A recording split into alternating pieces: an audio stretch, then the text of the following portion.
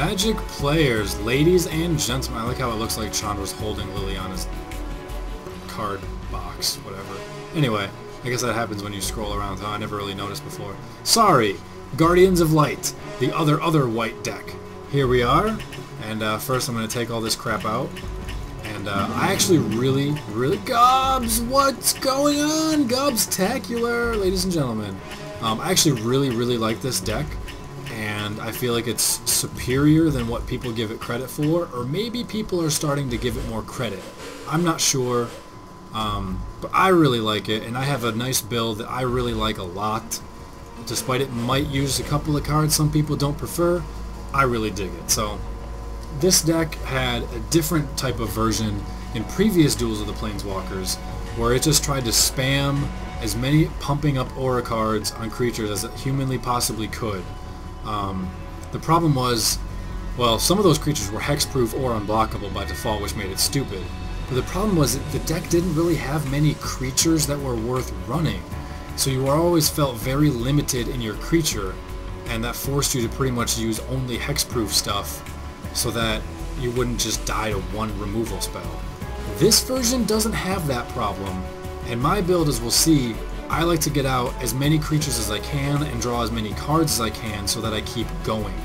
But we're going to start off here by putting in Lifelink, because Lifelink, and then Core Spirit Dancer, potentially the most important creature in this deck. Whenever you cast an aura, you draw a card. That's fantastic, and she gets an innate +2/+2 for everything you put on her as well. So you don't need to put as much on her to make her a big threat, and if you don't want to put anything on her, she's still worth it just to draw you cards. That's a very good thing. 2 for a 2/2 Lifelink. You know, he's not the greatest creature in the world, considering there's dudes like White Knight that are available, but you know what, that's the option that they gave us, so that's the option that we are going to have to use. We're going to throw all of them in there. This guy's a little bit worse. Instead of a 2/2, he's a 3/1, so you know that's more offensive, but he doesn't have Lifelink. So I don't think he really belongs in there whatsoever. Daybreak Coronet. Enchant a creature with another aura already attached to it. Not too difficult. The cost is very low. +3/+3 First Strike Vigilance Lifelink. So pretty much make target creature into Baneslayer, win game. Auto include. +1/+1 Pro Creatures. That makes it an infinite blocker or an unblockable attacker. It gives it a little bit of a boost too. It provides fodder for something like this as well. All sorts of fancy stuff. Divine Favor. I don't really like it. +1/+3 is mostly thinking, hey, I'm going to sit here and try and wait till I get better stuff. This deck doesn't need to do that. Gaining 3 life? Meh. So if you wanted to spam more enchantments and less creatures, maybe you can find one, but not for me. Pacifism. Play all of them, because it removes an opponent's threat. It allows your creatures to be, you know, more deadly by having them not being able to chump it. It also counts as playing an aura card for things like, I don't know, drawing cards. For things like, I don't know, drawing cards. Most people do not use the Mesa Enchantress because she will not help you in combat. However, I really like it because I like drawing cards. In a pinch, if you're at a dead board and this is all you have, and a pacifism, I guess you could play a pacifism on this just to draw a card for it, or you could wait for them to play something, I don't know, but drawing cards, the more you play enchantments, which should be fairly often, like one every 1 to 2.5 turns, depending on where you are in the game, you should be playing some sort of enchantment. Therefore, drawing cards, especially if you have both of these guys out, drawing 2 cards, suddenly now you have more land, more enchantment, and more creatures. It's too good. It's just too good. It doesn't have to go on this, 2 words at the same time, like the Spirit Dancer does. I really like it. It's part of my personal build. If you don't want to run it because it won't help you kill people, then don't run it, but I like it. We skipped over Nomad Mythmaker, who is amazing. Put target aura card from a graveyard onto the battlefield under your control, attached to a creature you control. The one weakness this deck has is as you're trying to pump auras on various creatures and make them godly and win the game, they can get removed at instant speed with things like Doomblade, Last Gasp, etc., etc. Therefore, when you do that, your auras also go into the graveyard along with the creature. This guy says, wait a second, I got lots of creatures, I'm running out of auras, let me get one back and attach it. So you play him. Flying double strike, yes, he makes any aura you play on him twice as effective. You play him. Auramancer. Very similar to the Nomad Mythmaker, but one-time use. Granted, you don't have to pay a cost for it. However, it only returns it to your hand. So maybe you can run one if you want a little extra security. I don't think I have space for it in my deck, so I don't run it. It is, however, a very good card, so if you would like to, by all means, run it. Where am I going? Staff of the White. Don't run it. As much as this deck does not hate gaining life and has many ways to gain life, you're better off at 3 playing something to kick more ass. And this deck has lots of options to kick more ass with. Pariah. It may look a little weird at first. All damage that would be dealt to you is to enchant a creature instead. So you can put that on, say... Where is it? Where is it? You can put that on, say, Dawn Elemental, and then they have no way to deal damage to you until they get some way to remove Dawn Elemental without killing it by damage. You can put Pariah on their creature so that if they attack you, you take no damage, their creature takes the damage, kills itself, and then, you know, it's a great little stall. You can put it on something that's protection from creatures as well, so that if... Where is it? Here we go. Spirit Mantle, if you want to give something Spirit Mantle, and then you give it Pariah, the damage that's dealt to you is creature-based damage, and that it's protection from creatures. So again, infinite shield. It's just amazing like that. So you definitely want to run Pariah just because it has so many uses. Here's where my build starts to come into the fray that others may not. +2/+2 in flying. It's meh. The flying is nice. The +2 is always good, of course. But for me, it's when the creature dies, put an extra body onto the field. So if you're pumping out enchantments on something and it never dies, then you won the game. And it doesn't really matter if this was Griffin Guide or Holy Strength. You won. If you're pumping stuff on the dudes and they finally remove him, Griffin Guide replaces myself with a creature, and it has flying, so that's fantastic by itself. I then have ways to fish Griffin Guide back out, and I'm just, you know, play it again, draw more cards for it, especially if I'm playing it on this thing, and we're talking 4/4 flying, or sorry, 4/6 flying, that I just drew a card for, and it replaces itself, which I can get it back and draw it again and play more cards and get bigger stuff and get more flyers, and it just starts a cycle. It just starts an engine, and that's the way I like to play this deck. So I understand most people won't use things like this and maybe not use Griffin Guide, but that's how I like to roll. Like I mentioned how Aura decks have a problem with not getting enough creatures. This helps rectify that. That is a good thing.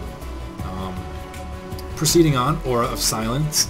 No. Not enough artifacts and enchantments unless you're playing against a mirror match.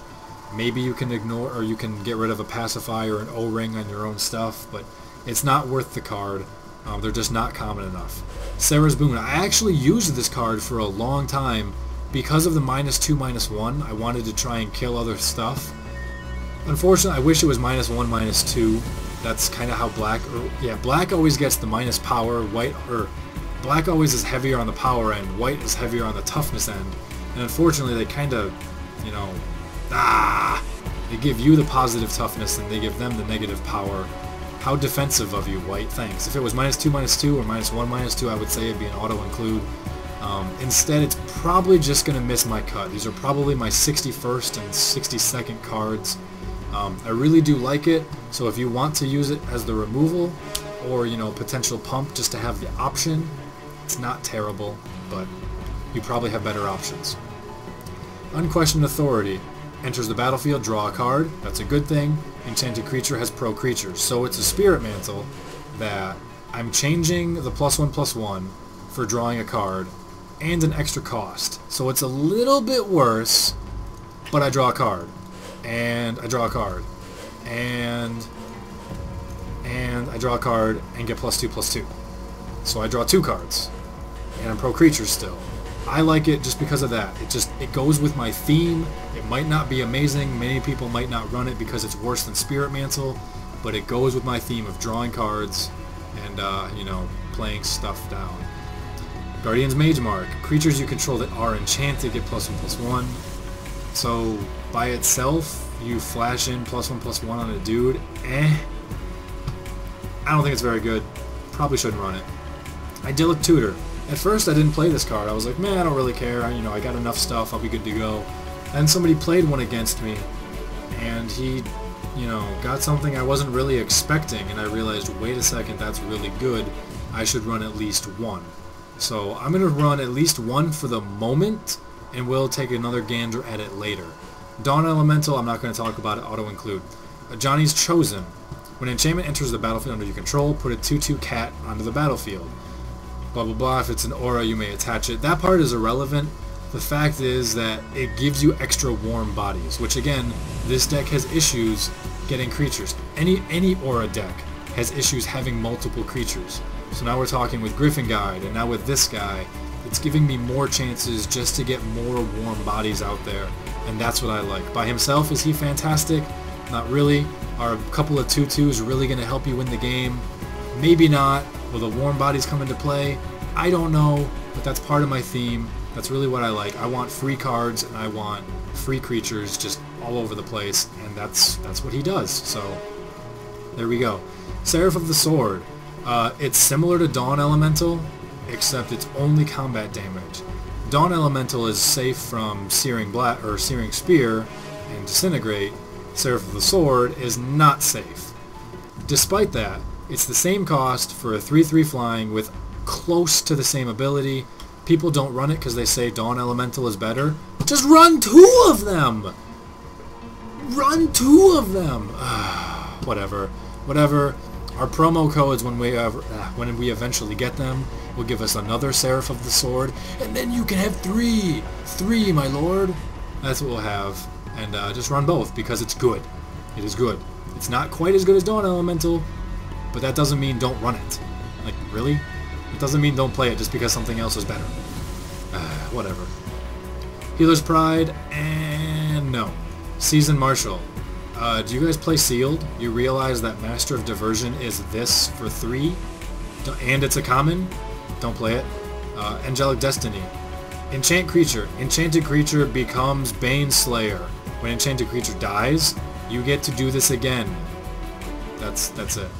Indestructibility. It's not very good, but I feel like because of all the ways the deck has of pulling stuff out, I've wanted to test out and try just one of them, just to see if it comes in handy. You can potentially put it on, I don't know, a worthless creature that they never want to do anything about, and then you can block everything for free. You can put it on something and then, I don't know, pariah it so they can never get rid of it outside of a path to exile. So it has options, potentially. You can still draw cards and by putting it on your crap or whatever. I feel like it's worth running just because it's an aura deck, but if you're running out of space and you need to cut something, do not hesitate to cut Indestructibility. I just feel like it's one of those, I should run it, even though it probably isn't really gonna pull its muscle, but whatever.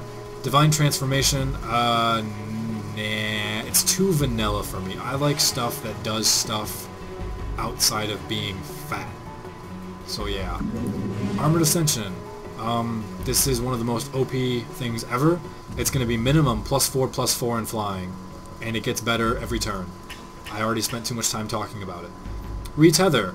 Return each aura card from your graveyard to the battlefield, enchanting creatures. Okay. So, let's just say somebody used, like, Wrath of God on me or something. I have an Indestructibility placed on Mesa Enchantress, or whatever. I have Griffin Guide somewhere. Let's just say it's just a Griffin Guide on the field. That's fantastic. Now I cast Retether, and I have God Creature. So, it's just so stupid. It's so stupid. If somebody killed your Armored Ascension creature while it was on the stack, and then they killed your creature with Angelic Destiny before it got enchanted, and they killed something you tried to put, I don't know, Spirit Mantle on. Now all of it is on one dude, or whatever the hell you feel. It's stupid. I spend way too much time talking about it included. This guy, he's not very good. He's essentially the same as Idyllic Tutor, the one that gets you a card. This is 3. You get to search for an enchantment, put it into your hand. This guy is 5. When he enters the battlefield, search your library for an aura, which is almost the same thing. Almost. We'll see in a second. Reveal it, put it into your hand. He comes with a body, though. It's not a good body, it's not a good cost, but again, this deck has some issues sometimes with having enough creatures, so I feel like I would rather run one of him and 1 tutor, as opposed to just running 2 tutors, even though he's not as good, just because he's a body. You know, it never hurts to have additional search. So he's one of those last cards in your library between 55 and 65 that if it's not working, cut him. You know, but he has potential to at least be considered.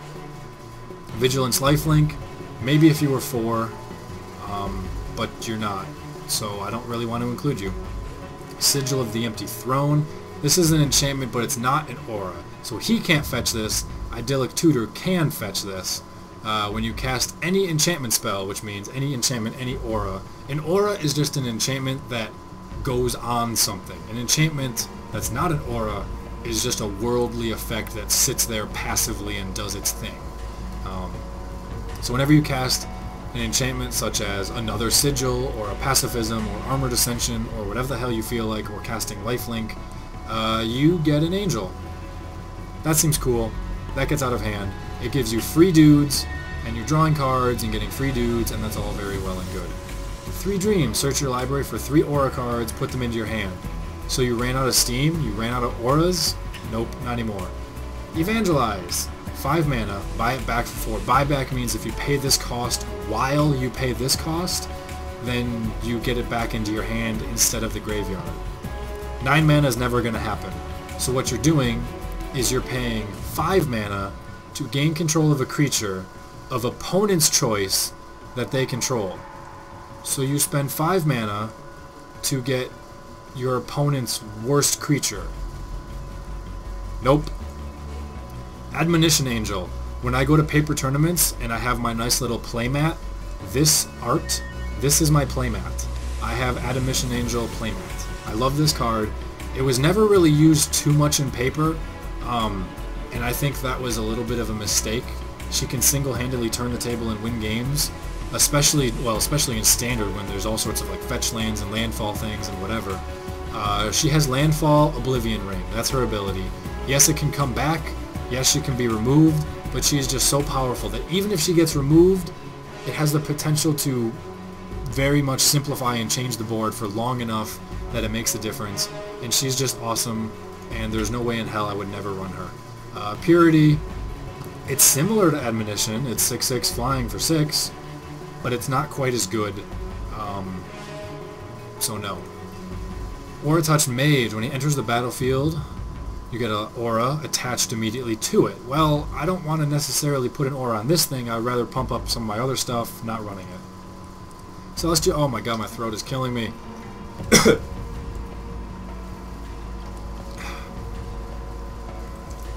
Thank you, Gatorade.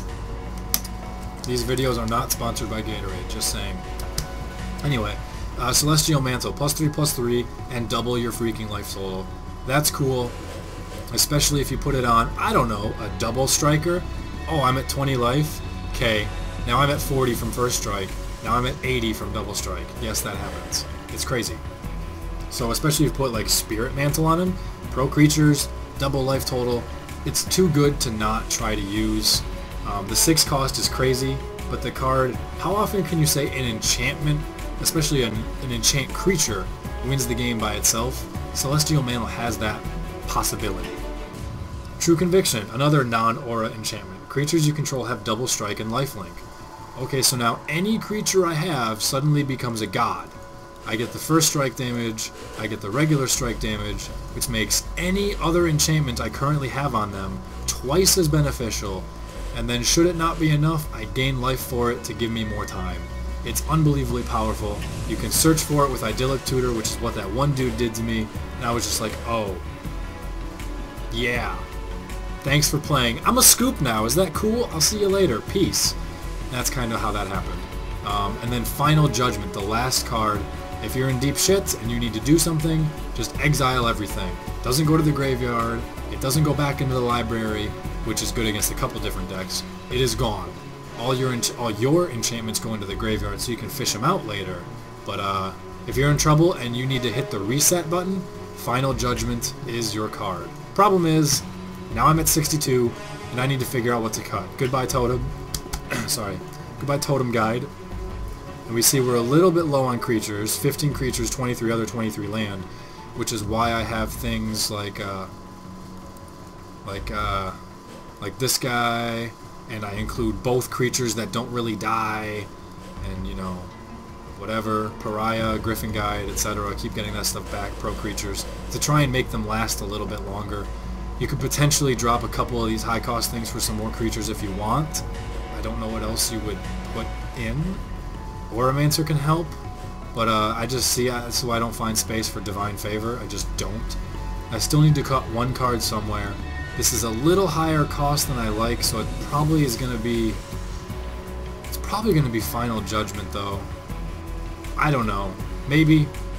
Still have to take a gander around. I could cut Indestructibility. I could do that. I could cut...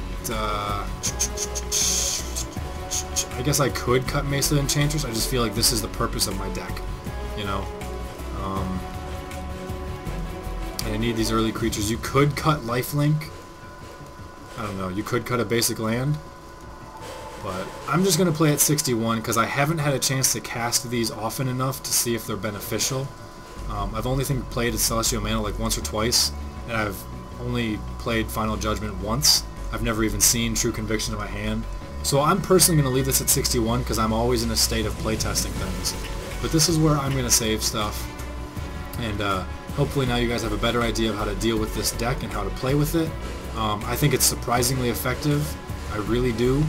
And that's the long and the short end of it. That's where we're going to stay, guys. So thanks for watching. Take it easy. Hopefully you gain lots of life and have a good life. And kick some ass, guys. Peace. Fudge, fudge, fudge. I did it again. Thank God for editing. I skipped the promo cards. Promo cards give us an extra Seraph of the Sword, this thing. They give us an extra one of that. An extra Angelic Destiny, so both of those are must run. They give us our fourth Core Spirit Dancer, which will probably be must run. They give us another Nomad Mythmaker, the dude who fishes stuff. So I think at that point, if you run any Oromancers, get rid of them for the Mythmaker. Another Daybreak Coronet, which is crazy. Another True Conviction, you only need one. Another 3 Dreams, you only need one. A 4th Armored Ascension. So that's a must run. What's this thing? Sigil of the New Dawn. Whenever a creature's put into a graveyard, pay 2 if you do return it to your hand. No, screw that. And Greater Oromancy. Other enchantments you control have Shroud. Enchanted creatures you control have Shroud. That's debatable, because it's not hexproof, it's Shroud. So you have to have a guy who's strong enough now where you're okay with him being Shroud, because you won't be able to put anything else on him again. So it prevents your enchantments from being removed, which is not very likely. It more just prevents removal. It's probably going to be a must run, but then we're looking at 1, 2, 3, 4, 5. Then we're looking at 6 must run cards, if we call that must run, as far as what the promo cards are going to give out.